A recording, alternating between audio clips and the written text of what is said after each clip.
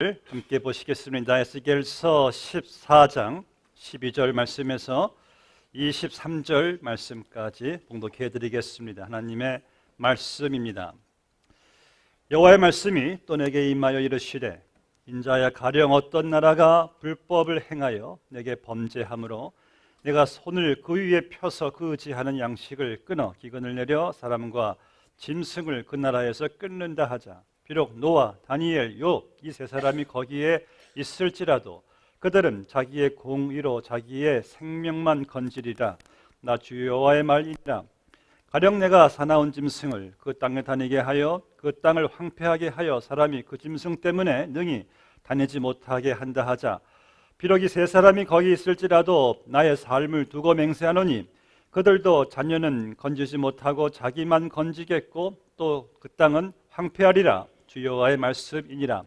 가령 내가 그 칼이 그 땅에 임하게 하고 명령하기를 칼아 그 땅에 돌아다니라 하고 내가 사람과 짐승을 거기에서 끊는다 하자. 비록 이 세 사람이 거기에 있을지라도 나의 삶을 두고 맹세하노니 그들도 자녀는 건지지 못하고 자기만 건지리라. 주 여호와의 말이니라. 가령 내가 그 땅에 전염병을 내려 죽임으로 내 분노를 그 위에 쏟아 사람과 짐승을 거기에서 끊는다 하자. 비록 노아, 다니엘, 욥이 거기에 있을지라도 나의 삶을 두고 맹세하노니 그들도 자녀는 건지지 못하고 자기의 공의로 자기의 생명만 건지리라. 주 여호와의 말씀이니라. 주 여호와께서 이같이 이르시되 내가 나의 네 가지 중한 벌 곧 칼과 기근과 사나운 짐승과 전염병을 예루살렘에 함께 내려 사람과 짐승을 그 중에서 끊으리니 그 해가 더욱 심하지 아니하겠느냐. 그러나 그 가운데 피하는 자가 남아있어 끌려 나오리니 그 곧 자녀들이라. 그들이 너희에게로 나오리니 너희가 그 행동과 소행을 보면 내가 예루살렘에 내린 재앙 곧 그 내린 모든 일에 대하여 너희가 위로를 받을 것이라.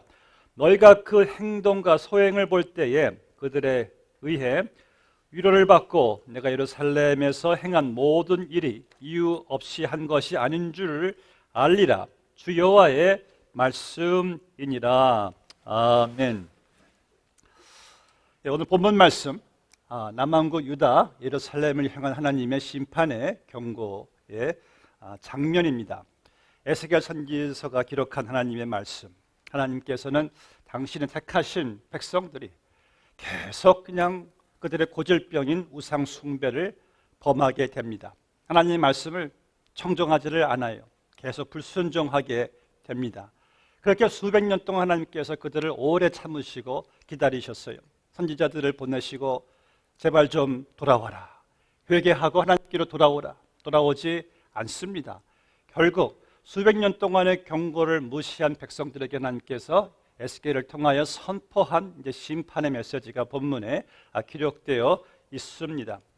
그래서 하나님께서는 돌아오지 않는 백성들을 결국 하나님이 징계를 하시죠. 매를 대시죠. 왜냐하면 매를 좀 맞아야지 백성들이 항상 정신을 차렸어요. 이 구약 역사를 보면은요, 하나님께서 그들에게 참 형통함과 평안함을 주실 때는 늘 하나님 말씀을 안 들었어요. 사람들이 자기 그냥 계획에 오른 대로 살아갔고 우상 숭배 하나님의 말씀에 불순종했어요. 그래서 하나님께서 이 징계를 내시면 그때 또 정신 차리고 하나님께로 돌아오는 이스라엘 백성들을 우리가 알게 됩니다. 이 구약의 역사가 그랬어요. 하나님께서 징계를 내리실 때만 이들이 정신을 차리는 것을 볼 때 참 사람이 여러분 어리석어요. 어떤 극한 어떤 체험을 해야지만이 그때서나 좀 정신을 차리고 내가 이렇게 살아서는 안 되겠구나라는 사실을 깨닫게 됩니다. 지난 11일 날 그 중국의 조폭 회장이라고 그러죠. 그 룽한 광산 그 재벌의 회장인데 또 조폭 두목이기도 하고 이 사람이 사형 집행을 받게 됩니다. 집행을 받으면서 이제 그 집행하기 위해 경찰이 그의 손에 어깨를 올려놓으니까 그냥 오열을 하면서 모든 책임은 다 제가 책임을 져야 됩니다. 저는 이 책임에서 벗어날 길이 없습니다. 저는 죽어 마땅합니다. 정말 죄송합니다 라고 선처를 호소한 내용을 보게 되었어요. 또 사형 집행 전에 식구들 앞에서도 내가 다시 인생을 살 수 있다면 정말 나는 이제 뭐 작은 노점과 가게를 운영하면서 내 식구들을 챙기겠다고 하면서 눈물을 쏟아 부었다고 합니다. 자기 야망이 너무나 컸다는 거예요. 그러니까 이 극적인 어떤 경험을 하고 나서야 지금 정신을 차리고 이렇게 살아서는 안 되겠다는 그런 모습을 보면서 제가 연민을 갖게 되었어요. 심지어 사람들은요, 죽음의 자리에 가서야 또 정신이 돌아오는 것을 보게 됩니다. 여러분, 죽음 앞에서는 무신론자가 없다고 하잖아요. 하나님이 어디냐 큰 소리 치는 사람들도 죽음 앞에서는 신을 찾게 되는 저는 그 모습들을 여러분 또 직접 보기도 했습니다. 그런데 여러분, 지혜로운 사람은요, 꼭 그런 극적인 상황에서만 정신을 차리고 이렇게 살아서는 안 되겠다는 것을 발견하는 것이 아니라 형통할 때도 평안할 때도 내가 어떻게 살아야 되는가를 깨닫는 사람인 것이죠. 에스겔서의 내용이 그렇습니다. 계속 그 사실을 강조하고 있어요. 하나님께서 그렇게 회개하고 돌아오라, 그렇게 선지자들 통해서 타이르고 경고하셔도 계속 그들은 목이 너무 곧고 완고해서요, 하나님께 회개하지 않아요. 이 에스겔서 지난 장들을 보면은 심지어 지금 본인들이 어떠한 좀 어려운 환경에 처해 있는데 그 어려운 환경에 처해 있는 자기들이 이게 다 조상들의 죄 때문이라고 조상 탓으로 돌리고 있는 것을 보게 됩니다. 자기 탓으로 돌려서 회개하는 모습이 보이질 않습니다. 이게 어디서 온 걸까요? 바로 이 인류의 조상 아담과 하와가 범죄하고 나서 하나님께서 그들에게 묻죠. 아담에게 너 왜 선악과를 먹었느냐? 하나님이 주신 여자가 먹게 했습니다. 여자에게 너 왜 선악과를 먹었느냐? 뱀이 먹게 해서 먹었습니다. 하나같이 내 탓입니다. 회개하는 모습이 보이질 않아요. 다 남 탓으로 돌리는 것을 보게 됩니다. 이스라엘이 꼭 그랬어요. 남 탓으로, 조상 탓으로 돌리는 모습을 보게 됩니다. 오늘 본문 말씀 보시면은 이들이 정말 하나님 앞에 나아가 하나님, 우리가 범죄하였습니다.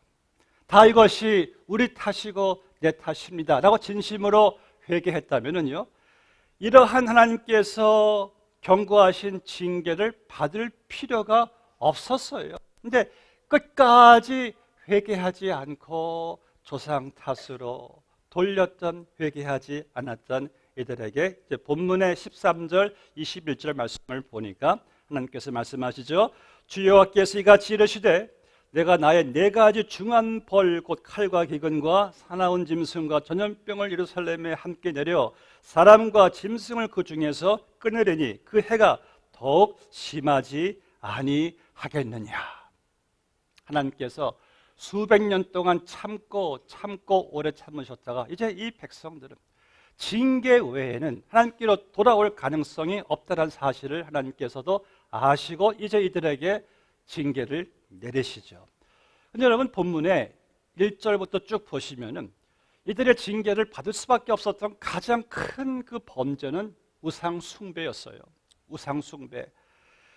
하나님께서 정말 가장 보잘것없는 이스라엘 백성들, 그 유목민들, 다른 나라 사람들이 알아주지도 않았던 정말 초라한 작은 백성들을 하나님께서 그들을 딱 하나님이 택하셔서요, 자기의 백성으로 삼아주시고 심지어 언약의 신부로 그들을 삼아주시고, 하나님 그들과 나는 너희 하나님이고 너희는 나의 백성이라고 해주셨는데, 아니 그렇다면은 이들이 정말 유일신이신 여호와 하나님을 정말 잘 받들어야죠. 잘 섬겼어야죠. 그런데 얘들은 하나님보다 우상들을 더 열심히 그냥 섬긴 거예요. 이 에스겔서가 48장인데요. 이 48장에 거쳐서 우상이란 말이 38번이나 나와요. 그렇게 우상 숭배. 여러분, 우상이 뭡니까? 하나님보다 더 사랑하는 것, 하나님보다 더 의지하는 것, 하나님과 겸하여 내가 하나님을 똑같이 섬기는 것. 간단히 말해서요, 하나님이 계셔야 될 자리에 하나님이 계시지 않고 어떤 다른 게 가 있으면 그게 우상이에요. 이스라엘 백성들의 고질적인 병, 이 산골짜기마다요, 이스라엘 그때 당시는 계속 우상 섬기는 그냥 신당들로 가득 찼다고 합니다.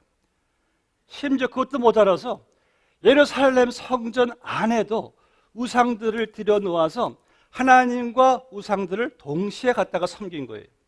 여러분 생각해 보세요. 오늘 본당에 딱 들어오셨는데 십자가 옆에 불상이 딱 하나 앉아 있어요. 또 다른 데는 보니까 뭐 힌두교에서 섬기는 뭐 코끼리상 같은 것들이 여기 또 앉아 있어요. 그 여러분들 놀라실 겁니다. 그 당시가 그랬어요.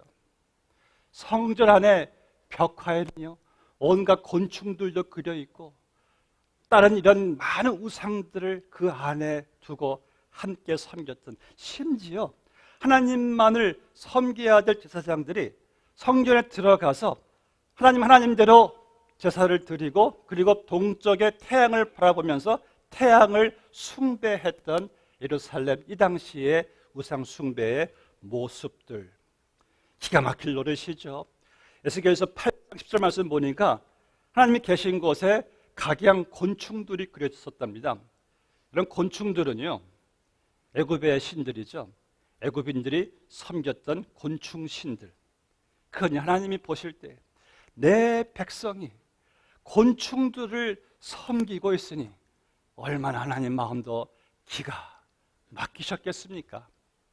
이 무지하고 어리석은 백성들의 모습, 이 우상들이 항상 성경에 거론될 때 함께 따라다니는 말이 있습니다. 가증하다. 가증하다라는 거예요.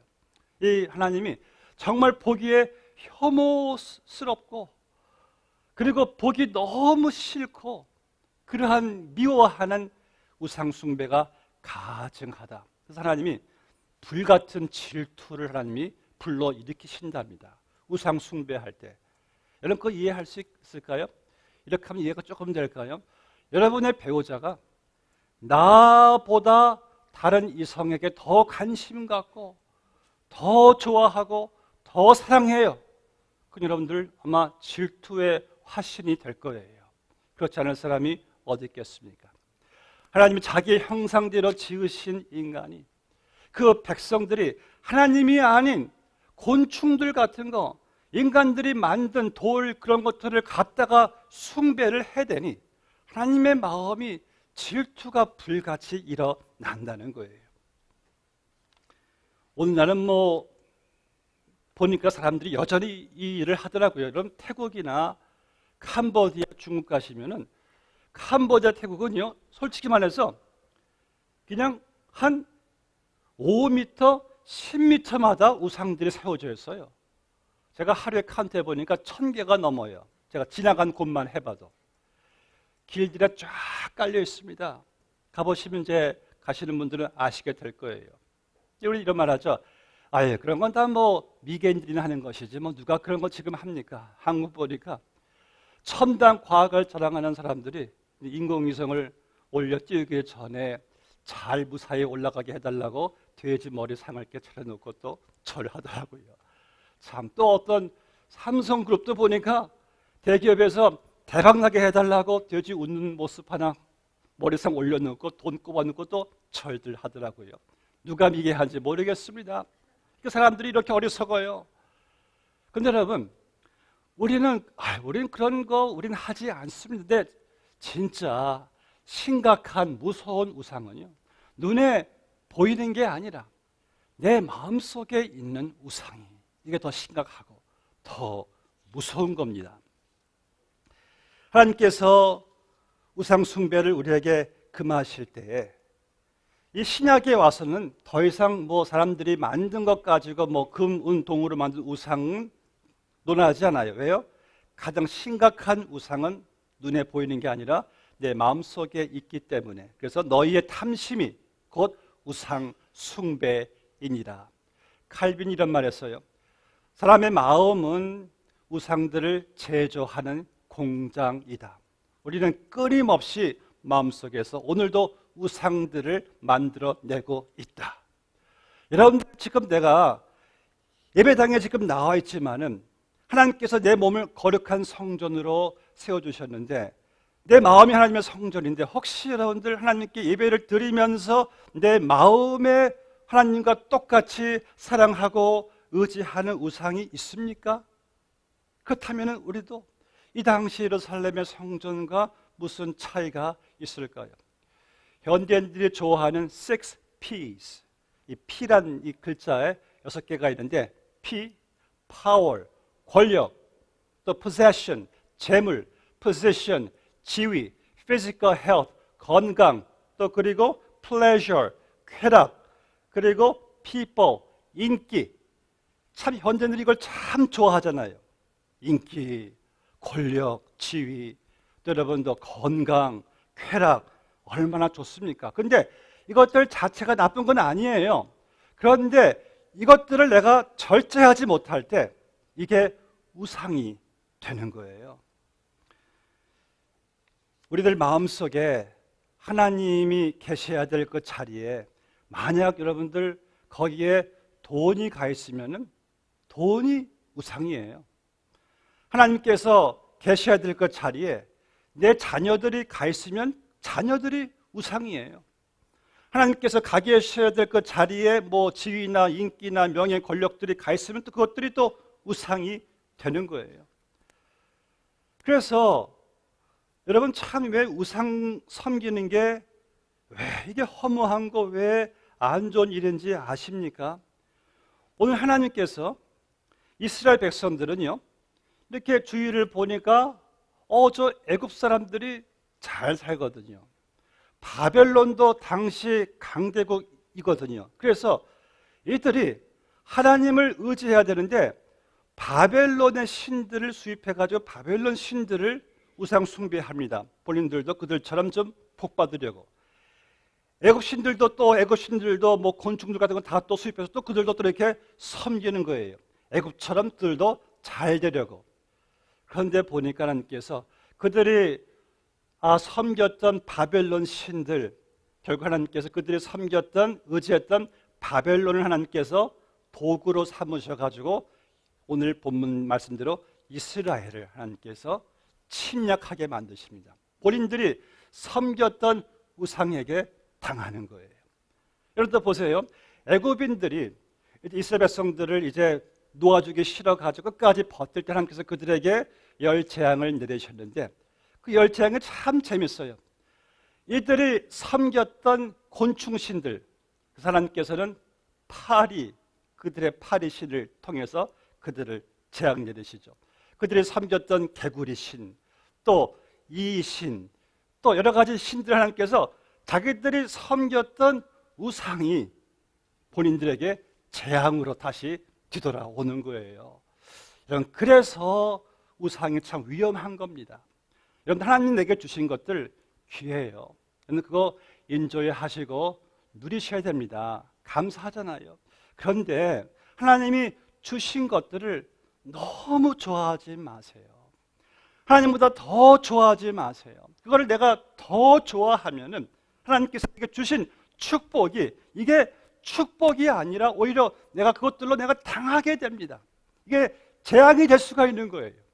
진정 하나님 주신 것들을 잘 누리고 정말 복되게 하는 사람들은요 하나님을 항상 우선순위로 삼고 하나님을 제일 사랑하고 의지할 때 하나님께서 그 다른 모든 것들은 다 여러분들에게 다 복이 되게 하실 줄로 믿습니다.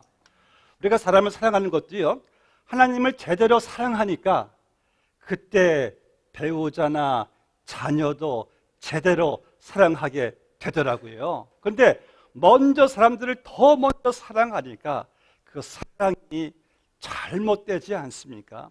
여러분들 하나님 주신 것들 좋아요. 그런데 주신 하나님보다는 더 사랑하지 마십시다. 더 의지하지 말자고요. 이것이 오늘 본문이 주는 우리의 교훈인 것입니다. 14절 말씀을 보시면 하나님께서 이 고질병, 우상숭배 도저히 이들이 가능성이 없어 보이니까 하나님 그들에게 불가피한 징계를 그들에게 이제 선언하시죠. 그런데 참 본문을 보면은 하나님께서 심판을 말씀할 때마다 항상 세 사람을 언급을 합니다. 세 사람 누굽니까? 노아, 다니엘, 욥. 그 사람께서 왜 이 세 사람을 그들에 대한 심판을 논하시면서 왜 이 세 사람을 왜 하나님께서 언급하셨을까? 거기엔 두 가지 이유가 있습니다. 첫 번째는 무엇이냐면은 노아나 다니엘, 욥 이 사람이 살던 당시도 지금 이스라엘 백성들이 피할 수 없는 하나님의 심판 피할 수 없는 그 당시에 타락한 그 상황과 똑같았어요. 그런데 노아와 다니엘, 욥은 그 세상 죄악된 풍습에 이들은 물들지 않고 신앙을 지켰던 자들이었습니다. 자, 노아 보세요. 창세기 6장 말씀 보니까 그때 사람들이 생각하고 있는 모든 것이 항상 악할 뿐이었다. 죄악의 땅에 가득했다. 하나님께서 사람 지으신 것을 한탄하셨다. 그러나 노아는 의로웠고 그는 모든 죄를 멀리했고 하나님과 동행하였다라고 말씀했어요. 노아에게 노아야 방주를 지어라. 방주를 지어라. 지난주에 제 동료 목사님이 켄터키 주에 방문하셔가지고 켄터키 주 여러분들 한번 꼭 가보세요. 1억 5천만 불 들여가지고 노아 방주에 똑같은 규모 사이즈의 방주를 지었어요. 사진 보니까 와우 대단하더라고요. 마치 그분들 사진 찍었는데 사람들이 개미 같아요. 개미. 보통 큰 이 방주가 아니더라고요. 근데 여러분 노아 시대에 뭐 조선소가 있습니까? 뭐 물건들 대주는 제조업자들이 그때 있었습니까? 지금처럼 기계나 있습니까? 달랑 8명이 120년 동안 그 큰 방주를 이들이 지었어요. 그동안 얼마나 많은 사람들이 노아 근처에 와서 조롱하고 약 올렸겠습니까? 노아는 꿋꿋이 세상 바라보지 않고 꿋꿋이 하나님께 순종함으로 방주를 지은 노아. 또 다니엘은 어떻습니까? 다니엘 청년 시절 때 포로로 끌려가서 바벨론의 느부갓네살 왕에게 그래도 호의를 받아가지고 그 왕궁에서 성장하게 되잖아요. 그래서 왕이 그 다니엘에게 왕이 먹는 음식을 내려요. 이것은 정말 여러분들 보통 이 호의가 아니에요. 근데 다니엘은 안 먹겠대요. 무슨 배짱으로? 그 당시 그 왕이 먹는 음식은 먼저 우상에게 바칠 음식이기 때문에 못 먹겠다는 거예요. 못 먹으면 죽습니다. 다니엘은 그렇게 우상 숭배를 철저하게 거부했죠. 그 다니엘이 하나님의 은혜로 결국 최고의 신하로 올라갑니다. 그때 또 질투하던 다른 신하들이 다니엘을 또 죽이기 위해서 왕에게 가서 왕을 꾀해요. 왕이시여, 한 달 동안 왕 외에 다른 누구에게 기도하는 자가 있으면 그 자를 사자굴에 쳐 넣으십시오. 그들은 알고 있었어요. 다니엘이 하루 3번 기도한다는 사실을. 다니엘이 그 사실을 듣고 다니엘이 내가 우상 숭배를 하고 기도 안 하고 사느니 차라리 기도하고 죽자. 그 다니엘은 똑같이 하루 3번 창문을 열고 하나님께 기도를 합니다. 그로 인해 다니엘의 사자굴에 던져지죠. 하나님의 은혜로 사자 입들을 다 하나님이 봉하셔서 다니엘이 살아나게 됩니다. 그것을 목격한 왕이 다니엘 너의 하나님은 정말 살아계신 하나님이시구나 왕까지 경배하게 되는 다니엘. 욥은 또 어때요? 욥은 동방의 의인이라. 욥은 정말 그가 하나님을 경외하고 정직한 자였더라. 그가 어느 정도였냐면은 그 욥에게는 7 아들과 3 딸이 있었어요. 이제 명절 되면은 식구들이 모여 잔치를 이렇게 벌이잖아요. 잔치 끝나면 욥은 꼭 자기 식구들 명수대로 하나님께 번제를 드렸대요. 왜? 혹시 내 아들과 딸들이 마음속으로 잔치하면서 하나님을 욕되게 했을까 봐 욥은 그러한 자였더라라고 성경은 말씀하고 있습니다. 철저하게 우상 숭배와 죄를 멀리했던 욥. 그런 욥에게 까닭 없이 하나님이 그에게 고난을 허락하세요. 하루아침에 7 아들과 3 딸이 죽습니다. 하루아침에 그의 모든 재산들이 다 그냥 날아가 버려요. 그의 온몸은 그냥 종기가 다 나가서 너무 간지러워서 기와장을 빼서 자기 온몸을 긁고 있습니다. 너무 그 모습이 한심해서 욥의 아내가 하는 말이, 차라리 하나님을 저주하고 죽어버리시오. 그때 욥이 한 말이, 그대가 한 말이 어리석도다. 하나님이 우리에게 복을 내리시면은 고난도 주시지 않겠느냐.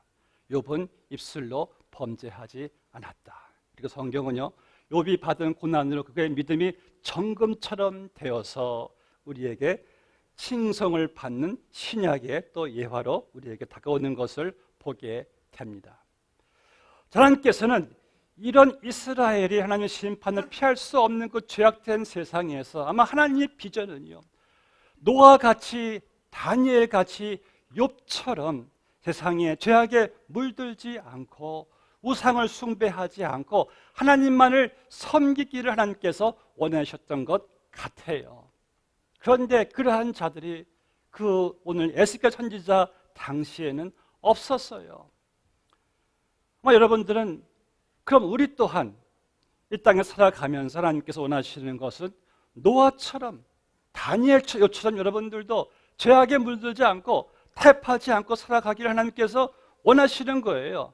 아유, 어떻게 우리가 저 노아, 다니엘, 욥처럼은 그건 우리와는 뭐 게임이 안 되죠 생각할 수 있겠지만은 그렇지 않아요. 여러분 성경에 보니까 저 사람들도 우리와 성정이 같았다 그랬습니다. 저들도 연약하고 부족한 사람들이었대요. 그런데 하나님의 은혜로 저들도 하나님의 은혜에 힘입어서 죄악된 세상에 물들지 않고 그들의 신앙의 정절이 더럽혀지지 않고 신앙을 지킬 수가 있었던 것이에요. 여러분, 은혜를 말한다면 우리가 저 세 사람보다 더 은혜를 더 구체적으로 더 우리는 더 받으셨어요. 그리고 우리 안에는 성령님이 계십니다. 그렇다면 우리는 저들처럼 우리도 살아야 되는 것이 하나님이 우리에게 기대하시는 것이 아니겠습니까? 그래서 하나님께서 이 세 사람을 논하면서 두 번째 메인 포인트는 왜 하나님께서 이 세 사람이 비록 노아, 다니엘, 욥이 거기에 있을지라도 하나님이 맹세까지 하세요. 내가 맹세하노니 그들은 자기들의 의로움으로 살 수는 있겠지만은 자기들만 살게 되지 너희들은, 다른 백성들은 살 수 없다는 거예요. 왜? 그만큼 이스라엘이 오늘 말씀에서 극도로 타락해 있다는 거예요. 도저히 구원받을 수 있는, 살 수 있는 가망성이 전혀 없다는 거예요. 비록 노아, 다니엘, 욥이 거기 있을지라도. 창세기 18장을 보니까요, 하나님이 아브라함 집에 들리시죠. 아브라함아, 내가 너에게 숨기겠느냐? 내가 저 소돔과 고모라를 저들의 그 죄악으로 말미암아 내가 유황불로 내가 심판을 내릴 것이다. 아브라함이 하나님께 빕니다. 하나님, 저 소돔과 고모라에 10명의 의인이 있어도 하나님께서는 저들을 멸하시겠습니까? 하나님께서 10명이 있으면 내가 멸하지 않겠다. 그런데 10명이 없어가지고 소돔과 고모라가 멸망을 당합니다. 오늘 본문에서 보면은 욥, 다니엘, 노아 같은 믿음의 용장들이 너희 가운데 있어도 저들은 살겠지만 너희는 살지 못한다. 이만큼 이 죄된 상황에 있었던 이 자들. 자, 그렇다면 여러분, 그럼 그 당시 이후로 지금 우리가 살고 있는 세상은 조금 나아졌습니까? 믿으시면 아멘? 아니죠. 더 타락했죠. 더 죄로 오염되어 있죠. 1980년대 초에 빌리그레 목사님이 이런 말을 했어요. 만약 하나님께서 지금의 미국을 심판하지 않으시면은 God must say sorry to Sodom and Gomorrah. 하나님께서는 소돔과 고모라에 하나님께서는 사과하셔야 된다. 왜?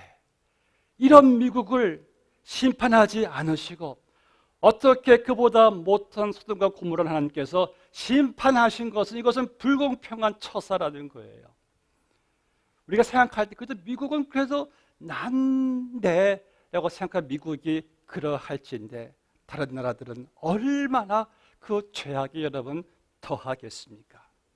그럼 지금 우리가 살고 있는 세상, 이들 이후의 그 역사는 볼 때 저 세 사람은커녕 성경에 있는 모든 믿음의 영웅들이 다 온다 할지라도 이 세상은 살 수 있는, 구원받을 수 있는 소망이 없는 세상입니다. 그렇다면 우리에게 소망이 있습니까? 우리는 어떻게 구원받습니까? 오늘 장로님 기도해 주셨죠? 대강절, 바로 크리스마스의 사건이 우리에게 주는 소망이 있어요. 마태복음 1장 23절 말씀 보니까 보라, 처녀가 잉태하여 아들을 낳을 것이요 그의 이름은 임마누엘이라 하라. 임마누엘은요, 번역한즉 하나님이 우리와 함께 거하신다. 말씀이 육신이 되어 우리 가운데 거하시매. 여러분 보세요. 욥과 다니엘, 노아가 너희 가운데 거한다 할지라도 그들은 그저 자기들의 공의로 구원은 받겠지만 너희들은 못 받는다. 그러나 오늘 말씀 보니까 예수님께서 우리 가운데 거하심에, 우리와 함께 하심에, 그 예수님이야말로 죄도 모르시고 죄를 한 번도 진 적이 없는 참 하나님, 참 인간이신 예수님께서 우리 가운데 거하심에, 그분은 그냥 이 세상에 오셔서 하늘로 그냥 승천하시면 그분은 끝나시는 거룩하신 분이세요.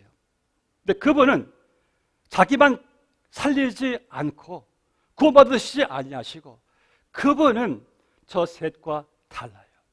죄 없으신 예수님께서 우리의 모든 죄악들을 당신이 다 담당하시고 십자가에 달려서 나의 모든 죄값을 다 치르시고 우리를 위해 죽으심으로 말미암아 당신이 이루신 그 의의를 우리에게 다 주님께서 전가해 다 주셨어요. 우린 그렇게 구원을 얻게 되었습니다. 욥, 노아, 다니엘, 그런 모든 사람들이 다 와도 될 수 없는 구원을 우리 예수님이 크리스마스 인간의 몸을 입으시고 오셔서 자기는 죽고 우리는 살게 해 주셨습니다. 사랑하는 성도 여러분, 말씀 맺겠습니다. 제가 처음에 여러분들에게 드린 말씀이 무엇입니까? 우리 사람은 어떤 극적인 경험을 해야지만이 우리는 정신을 차리는 그런 연약함이 있는데 우리에게 있어서 가장 극적인 체험, 기적 중의 기적은 여러분 무엇일까요? 나 같은 죄인을 위해서 죄 없으신 예수님이 내 죄를 다 담당하시고 죽으신 그 은혜가 아니겠습니까? 그 은혜와 사랑을 아는 여러분들은 지금 무엇을 위해 살고 계십니까? 지난 땡스기빙 데이에 우리들은 감사해야 되겠다라는 것을 많이 여러분들이 깨달으신 줄로 알아요. 그런데 여러분들 이제 내가 남은 인생, 내가 하나님께 정말 최고로 감사해야 되고 정말 내 삶을 그분께 드려야 될 수밖에 없는 또 하나의 놀라운 사건이 오고 있잖아요. 바로 크리스마스의 사건이지 않습니까? 우리 가운데 거하심에, 우리와 함께 하심에, 나의 모든 죄를 담당하시고 죽으신 그 예수님의 사랑을 통해서 우리의 남은 여생, 남은 이 한 달의 삶이 여러분들 이제 새해를 향하여 변화로 이끌어 가시기를 주의 이름으로 축복합니다. 함께 기도하겠습니다. 아버지 하나님,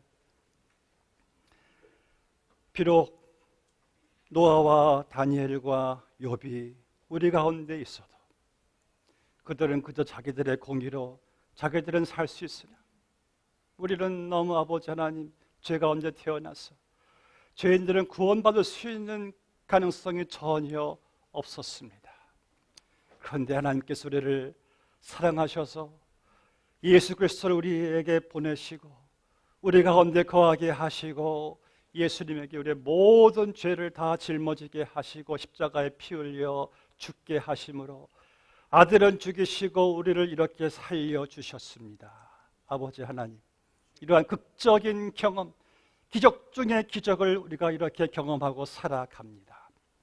우리를 변화시키는 데 있어서 우리가 정말 주여 마지막 때 정신 차리고 주를 기쁘게 하는 삶을 살아간 데 있어서 이보다 더한 경험이 무엇이 있겠습니까? 이번 크리스마스 우리 위해 오신 우리 가운데 거하시는 임마누엘 구주를 저희들이 묵상하며 감사하며 새해를 맞이할 수 있는 우리 모두가 다 되게 하여 주시옵소서. 예수님 이름으로 기도드리옵나이다. 아멘.